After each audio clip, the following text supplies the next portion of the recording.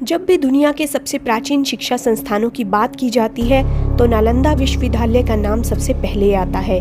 5वीं शताब्दी में स्थापित हुए इस विश्वविद्यालय ने 8वीं से 20वीं शताब्दी के बीच विश्व में अपना महत्वपूर्ण स्थान बना लिया था। लेकिन सन 1193 में कुछ ऐसा हुआ कि इस ज्ञान के केंद्र का अस्तित्व ही समाप्त हो गया। आज की इस वीडियो में हम आपको नालंदा विश्वविद्यालय के बारे में विस्तार से जानकारी देंगे, जो कि हमारे भारत के गौरवशाली इतिहास का हिस्सा है। इसलिए वीडियो को अंत तक जरूर देखें। चलिए करते हैं आज का वीडियो शुरू। 5वीं शताब्दी के गुप्त वंश के शासक कुमार गुप्त ने नालंदा विश्वविद्यालय की स्थापना की। यह भारत की ही नहीं बल्कि दुनिया का पहला आवासीय विश्वविद्यालय था। 300 कमरों व 7 बड़े बड़े कक्षों वाला विश्वविद्यालय, जिसमें दुनिया भर से छात्र पढ़ने आते थे। जापान, चीन, इंडोनेशिया, कोरिया, तिब्बत, ईरान, इन सभी जगहों से छात्र आकर यहाँ शिक्षा ग्रहण करते थे। यहाँ एडमिशन पाना सभी के लिए संभव नहीं था, क्योंकि एडमिशन के लिए 3 अलग अलग टेस्ट पास करने पड़ते थे। केवल योग्य छात्र ही ये टेस्ट पास कर पाते थे। यहाँ पर शिक्षा, रहना, उपचार व भोजन के लिए छात्रों से कोई फीस नहीं ली जाती थी। उस शासनकाल के राजाओं व आसपास के गांवों के राशि सहयोग से ही यह विश्वविद्यालय चलता था। वैसे तो यह बौद्ध धर्म से प्रेरित विश्वविद्यालय था, लेकिन यहाँ पर धर्मशास्त्र, व्याकरण, तर्कशास्त्र, खगोल, विज्ञान, चिकित्सा जैसे सभी महत्वपूर्ण विषय पढ़ाए जाते थे। अगर यहाँ की लाइब्रेरी की बात करें तो लाइब्रेरी की 3 बड़ी बड़ी इमारतें थी, जिनके नाम रत्नरंजक, रत्नोदधि और रत्नसागर थे।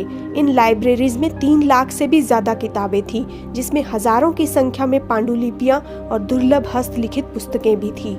ये लाइब्रेरी खुद में पूरा ज्ञान का भंडार थी, जो कि विश्वविद्यालय के साथ ही नष्ट हो गई, जो कि भारत के लिए किसी खजाने से कम नहीं थी। राजा कुमार गुप्त के बाद आने वाले सभी शासकों ने विश्वविद्यालय के विकास में पूरा योगदान दिया था। 8वीं से 12वीं शताब्दी तक विश्वविद्यालय ने दुनिया भर में अपनी पहचान बना ली। लेकिन 1193 का वो साल नालंदा विश्वविद्यालय के लिए बुरा वक्त लेकर आया, जब तुर्की से आए बख्तियार खिलजी ने इस ज्ञान के केंद्र में आग लगवा दी। इसी विश्वविद्यालय की वजह से खिलजी की जान बची थी और एहसान मनाने की जगह खिलजी ने इसी को जलाकर खत्म कर दिया था। एक बार बख्तियार खिलजी बीमार हो गया।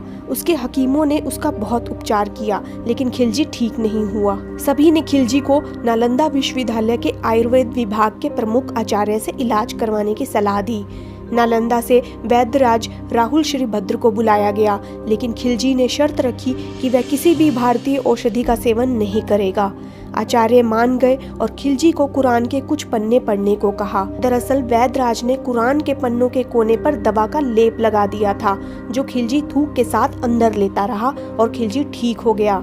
खिलजी को लगा कि उसके हकीमों से ज्यादा भारतीय वैद्यों के पास इतना श्रेष्ठ ज्ञान क्यों है, और उसने गुस्से में आकर नालंदा विश्वविद्यालय को जलाकर नष्ट कर दिया। उस समय विश्वविद्यालय में 20,000 छात्र पढ़ रहे थे। हर तरफ आग का कहर था।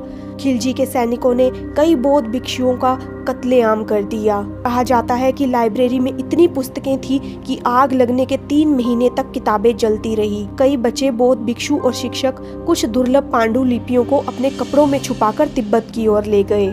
नालंदा की इन जलाई गई लाखों पुस्तकों के कारण बहुत सा ऐसा ज्ञान विलुप्त हो गया है, जो आज इस दुनिया के काम आता। अगर आज नालंदा विश्वविद्यालय और वहाँ की किताबें सुरक्षित होती तो आज भारत के एजुकेशन सिस्टम का लेवल ही अलग होता।